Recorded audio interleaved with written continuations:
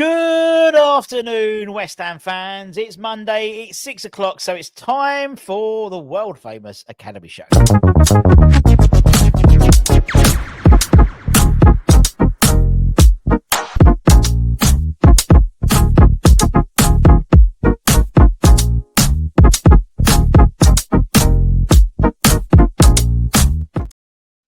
Yes, everybody, the world famous Academy Show. Hope you're all safe and well. If you're new and give it a like, give it a comment, give it a share, and give it some hype.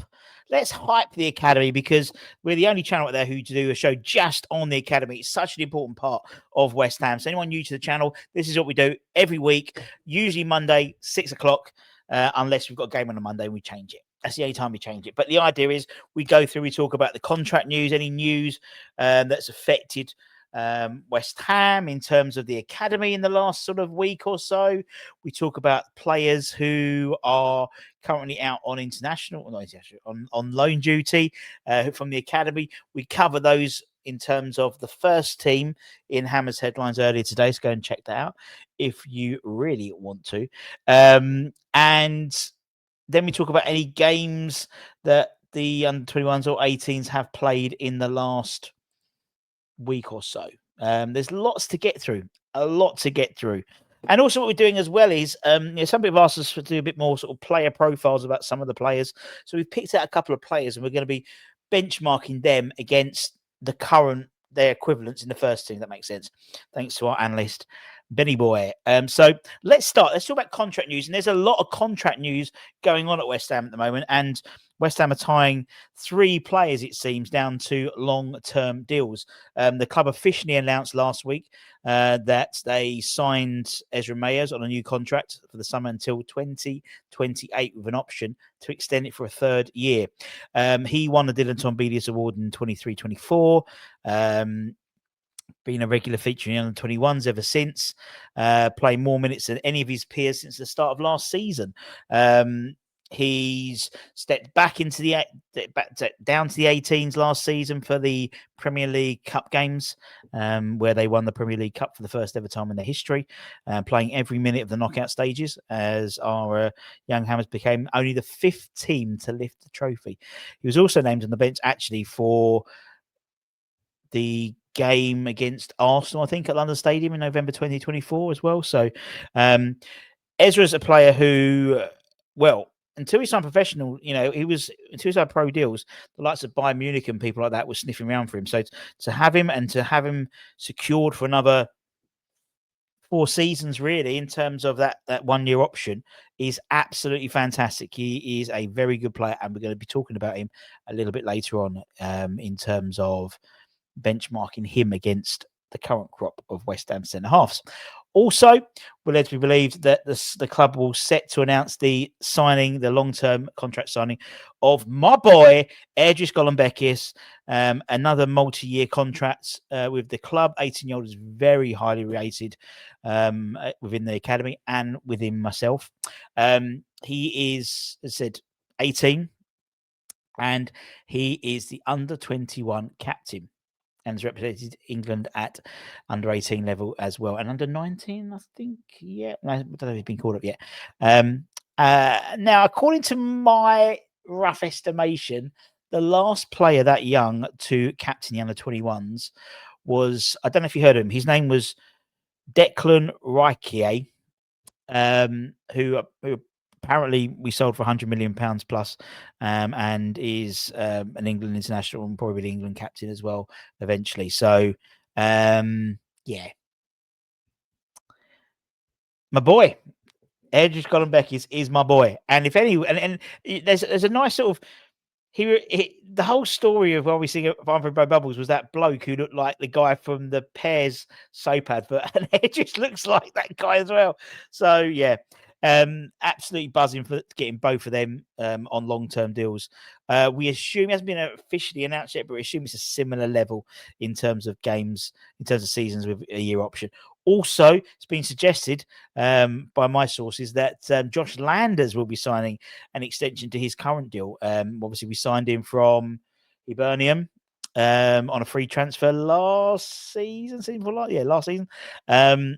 And he is, well, well above the club's expectations of where he should be at the moment. And I'm not being funny, right? You know, he could knock on the door. I honestly, he is a really strong, and I know Callum Marshall is, but to be honest, I think Josh is more suited towards, particularly, you know, he plays up front in his own, plays off the back marker. He's quick, he's strong, he's got a good touch, he's got a level head. Keep an eye on him. Played the under 21s at the weekend.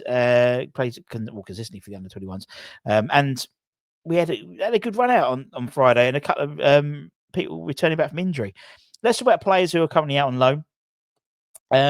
Lewis Orford got his first minutes for Stevenage in midweek, playing the full 90 minutes as Stevenage played Crystal Palace under 21s in the Virtue Trophy, where they won 5-2. Not only did Lewis score the 5th goal, but he also provided 2 assists. However, he wasn't involved at all at the weekend in the first team, not named in the matchday squad for their 1-1 home draw against Bradford City. So, yeah, great showing. You thought, brilliant, let's play. And that's, you know, that's the idea of the Virtue Trophy. So the guys get minutes and stuff like that, but then not even on the bench. I don't get it. I don't get it. Unless he got a knock, I don't think he did. Well, he scored the 91st minute. So obviously he, it's a very strange. I don't really get it. Don't really get that loan spell. The one I do get is Michael Forbes. He played a full 90 minutes once again for Kevin Nolan's Northampton Town. Cobblers. No, it's true. However, they lost 1-0 at home to Luton Town. A Luton Town side which included Gideon Kidoa, who started the game until he was subbed off on the 73rd minute. I think Luton scored the goal in the 77th. So, yeah. As soon as he went off, they scored. Elsewhere, Junior Robinson for Livingston was unused match day substitute as they lost 1-0 at home to Motherwell in the Scottish Premier League. Dropping down to the National League, Finn Herrick played the full 90 minutes. However, his Boreham Wood side lost 2-1 away to Forest Green Rovers, the Vegans. Mason Terry. He's out for a few weeks at least with a broken hand, according to reports. But he did obviously feature for Braintree as they drew 0-0 at home against Altrincham. However, there was no minutes for Regan Clayton. He was an unused matchday substitute for Braintree, so never really got on. No games to the under 18s this week. They play Ipswich. I think it's Ipswich away next Saturday for playing. I think it's Crystal Palace something up the weekend afterwards back at Little Heath. However, the under 21s played, having won 4-3 on penalties against Sutton United midweek in the Virtua Trophy. It was 3-3 at the end of the game, and they won 4-3. West Ham under 21s extended their unbeaten Premier League 2 run to 5 matches now with a well-earned 1-0 win over Aston Villa at a very cold Rush Green Stadium on Friday night. Having to watch, we were around my iPad watching the second half, which is the first half of the Leeds game. Wish we hadn't. Gabriel Kalista, there he is. His first half strike was enough to claim all 3 points on a night where, to be honest, we pretty much controlled most of the game. And created better openings, and now we've climbed up to 8th in the table as a result. We now sit 4 points clear of the playoff cutoff. I think there's like 29 teams in the Premier League too, and it cuts off, I think, 1 to 14, then it goes into the playoffs or something like that. So Josh Ajala, he made his first competitive start of the campaign, returning from injury, so great to see him playing. He was playing sort of on the left wing. They sort of played a 3, kind of, or was it a 2? It was quite a ever-changing formation, but he played on the left behind Josh Landers, and most of the attacking moments came from the first half of him, Josh, and Miki Adiele, who I thought was exceptional in an attacking perspective and a constant threat. Gabriel's goal was all down to Adiele, and I think the club have put the highlights of the game if you don't want to watch the whole game. Adiele was phenomenal. He beat 2 men, like, really nice, and just put it across, and Gabriel, did the business. Gabriel obviously is a full international, he's the international for Mauritius. So he plays international football every international break. In a few weeks' time, obviously, we'll be doing again. Returning also Josh Briggs as well, in the centre half positions. So it was a more sort of what's the word? A more constant, more what's the name? I can just see it, but I can't see the name. So sorry. My brain's gone complete mush. Familiar, that's the word. A familiar backline with him, ګوڵمبێکis, and Ezra Mayes. Also to note, not only are returning Josh AJALA, but also great to see returning Daniel Cummings. He came on as a late substitute for the last few minutes following his shoulder surgery. So great to see him there as well, because and we'll need him. Not only for him, but the first team as well probably need him as well. The under-21 side returned to action for the third time in 7 days. When they travel to Swindon on Tuesday night, where their Virtua Trophy fate will be on the line. So great to see. But as I said, one thing we're going to be doing, I don't know why I pressed that button. I'm going to keep it this. One thing some people ask us is to do sort of player profiles and look at stuff. So we've got Ben, our analyst, to have a look at the centre half positions and seeing what is in the 21s who could potentially step up, and benchmark them against the current crop of West Ham centre halves in the first team. So we've got some stats here, looking at Ezra Mayes and Erdős ګوڵمبێkis and how they stack up against the likes of Kilman, Todibo, and Mav. And the stats are there, but in essence, obviously, Ezra being a left-footed, composed, ball-playing centre half, mirrors Max's profile very closely, but the only difference being is that vertical percentage and passing intent, which is something which we are very much lacking. He's almost double the progressive passes. Now, I appreciate this is under 21 football against men's football, but still it shows real intent.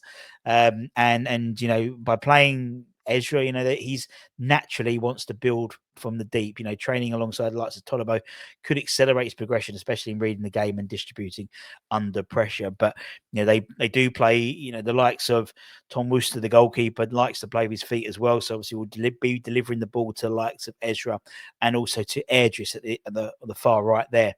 Erdős, as we know, is a very composed, under pressure player and has a clear passing range, which is always very, very high. I mean, to be honest, they both do, to be fair. He enables West Ham to play through the thirds rather than bypassing midfield, especially against, pressing teams like Brentford and Brighton. He's very comfortable in stepping forward into midfield, allowing West Ham to morph shape, mid-phase, from back forward to a 3-2-5 in possession if need be. What I like about Erdős is he reads the game really well, really well. He's not afraid to drop his shoulder and have a bit of a run. Looking at those tackles, tackles, interceptions. That's what I mean. Him and Ezra both read the game tremendously well, which allow the likes of, the midfielders to not worry so much about having to track back as much. Honestly, they were pretty much. I think I counted like 1 or 2 passes that whole game that Erdős didn't make. But there were so many times, reads the game really well. And as I said, the last under 18 or 18-year-old to manage to regularly, not sort of, mid games or put on the captain's armband, but to be named as the captain for the under 21s, I believe, was Declan Rice. So, sorry, Regan, didn't take. So I'm taking it off. So, as I said, I mean, there could even be a suggestion potentially of him being he's a very good ball player, and I just wonder, if there could even be a possibility of him stepping into a CDM role, maybe, in terms of how he reads the game. I don't know, but for me, he's one hell of a centre half, and I think Ezra as well. And you saw, I mean, don't forget, Ezra went viral with that chase back last season when he was running against Man United, wasn't it? Of the Premier League Cup, and there's so much more to give with those guys. And we haven't mentioned the likes of Mahamadou Kante, who had a decent game. Physically very imposing, but obviously under 21 level. How that would transcend into the first team at the moment, I don't know. But yeah. Anyway, if there's other people you want us to do some stats and compare them against, let us know and we can get them on the docket. Anyway, if you hope you enjoyed it, don't forget to like, comment, share. Don't forget to give it a hype. Let's try and hype this as much as possible if you can. So the academy, it is in a world of bad news when it comes to West Ham and doom and gloom. The academy is a shining light, and we need to really shine that light amongst the West Ham fan base. So if you could hype it, let your friends know. All good stuff. Until next time, take care, stay safe, stay warm, stay humble, keep the faith, and I'll see you soon. Much love, motherfuckers. Bye-bye.